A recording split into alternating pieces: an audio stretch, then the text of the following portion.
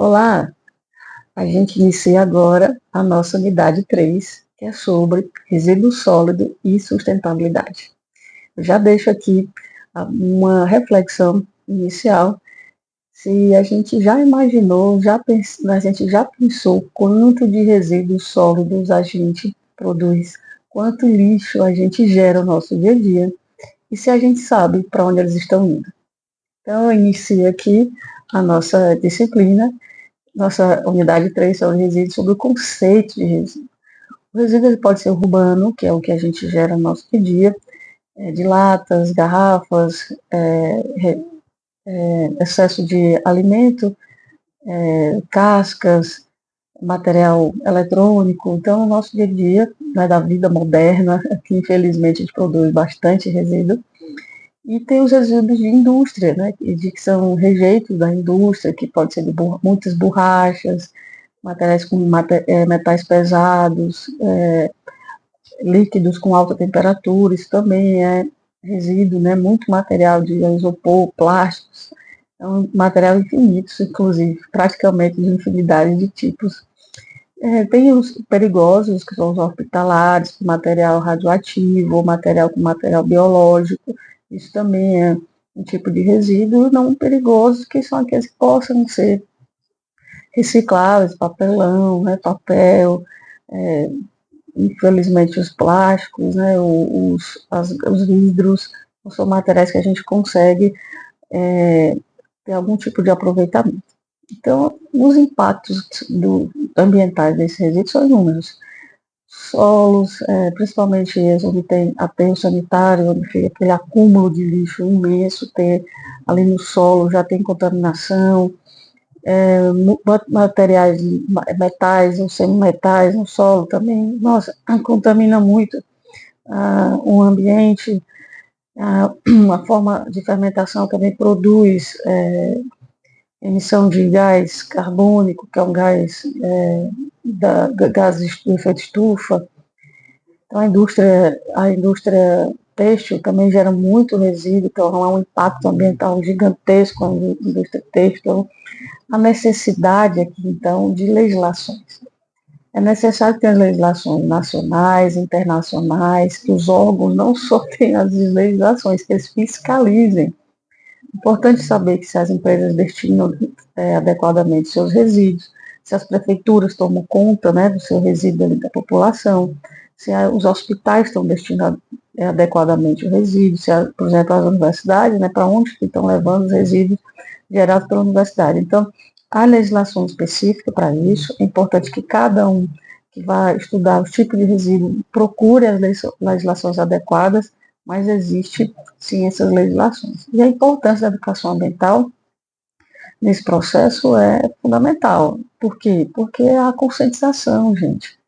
Hoje nós estamos aqui, mas podemos daqui a pouco assumir um cargo de gestão, a gente pode assumir aqui uma prefeitura, uma secretaria do meio ambiente. Esses nossos estudantes da escola, eles vão gerar resíduo, eles precisam gerar resíduo de forma consciente. Então a educação ambiental é necessária e urgente, inclusive ela é lei, né? Instituiu uma lei para ensino da educação ambiental para todo o nível escolar, e isso traz um efeito importante na conscientização da população. E aí vamos para tecnologias, né? Hoje a gente tem umas toneladas e toneladas de resíduo sólido e a gente usa tecnologias para diminuir esse impacto.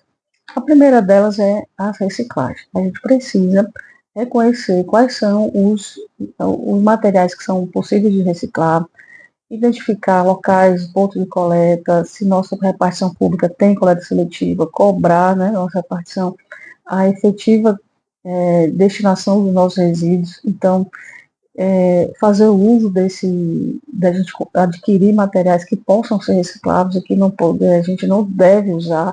A gente encontra a indicação de reciclável naquele triângulo, né, circular, que umas setas, né, tentando fazer uma economia circular, como se fosse um roda, né, rotatividade, mas um símbolo de triângulo.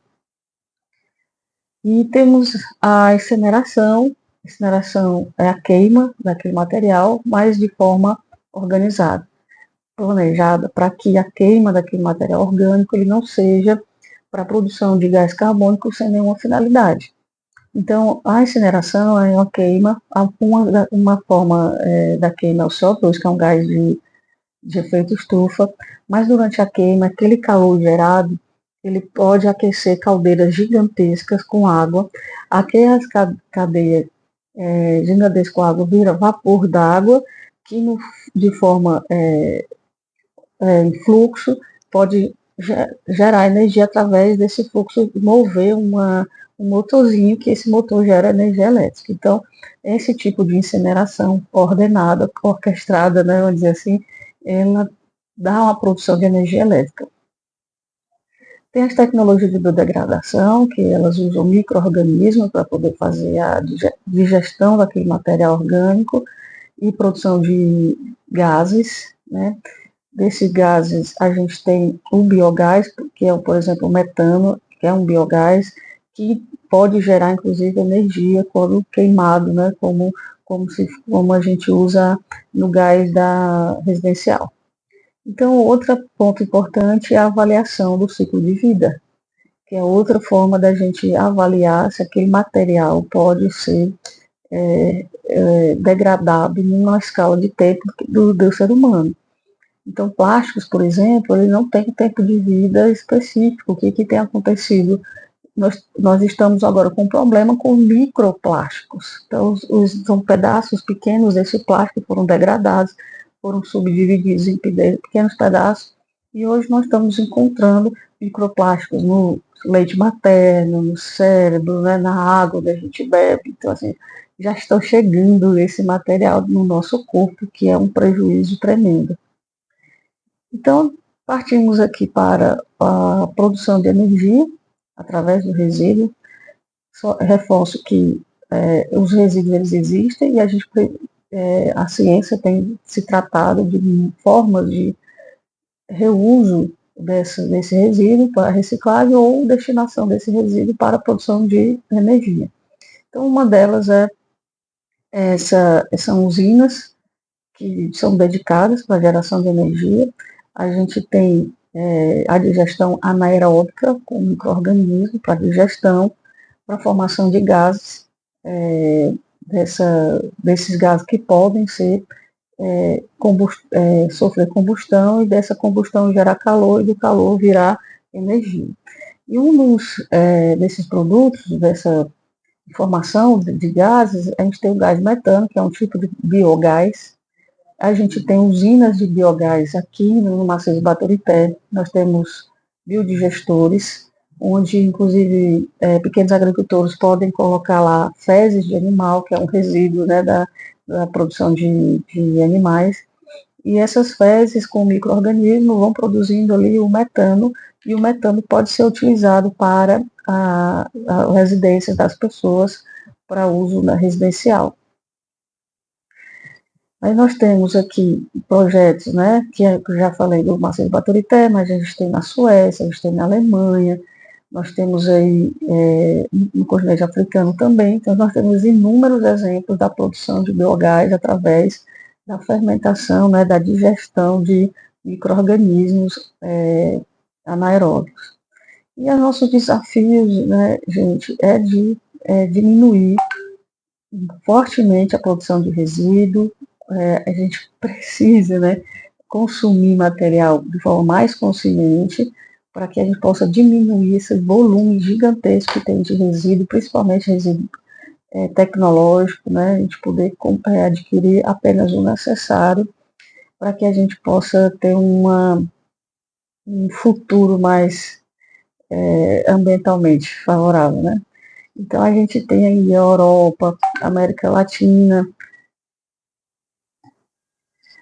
Então, na Europa, na América Latina, também no continente africano, tem exemplos de diversos casos de compostagem, de usinas de biogás, incineração, né, de forma controlada ou não, mas há essas tentativas, né, de ajuste ali do controle de resíduo. É importante que países, prefeituras, né, sejam compromissadas com o controle, né, através do gerenciamento de resíduo, para que esse impacto de essas toneladas e toneladas de resíduo não seja, de fato, um aumento de casos exponenciais de desastres ambientais. A gente sabe que quando a chuva vem, e ela vai vir, ela está vindo com grandes volumes, a destinação desse lixo, desse resíduo, ele precisa de ser forma adequada, porque senão nós somos tomados, né, devolvidos com esse lixo. A gente já vê vários casos de cidades que, quando chegam na época da chuva, há essa também vinda de materiais, né, de lixo para dentro das cidades, o que é um transtorno imenso. As parcerias e iniciativas, né, a gente tem um país aí, Senegal, que é um país com importante estratégias de reciclagem, praticamente não tem resíduo sem ser destinado em canto nenhum, né, jogada, sempre tem alguma destinação, por economia reversa, né, economia circular, por reciclagem, incineração, produção de biogás. Então existem várias tecnologias para tratamento do seu resíduo. Então, governos, ONGs, prefeituras, né, as instituições públicas como aqui a Unilab, pesquisadores precisam estar alinhados em organizações para encontrar e fortalecer essas estratégias de controle de resíduo.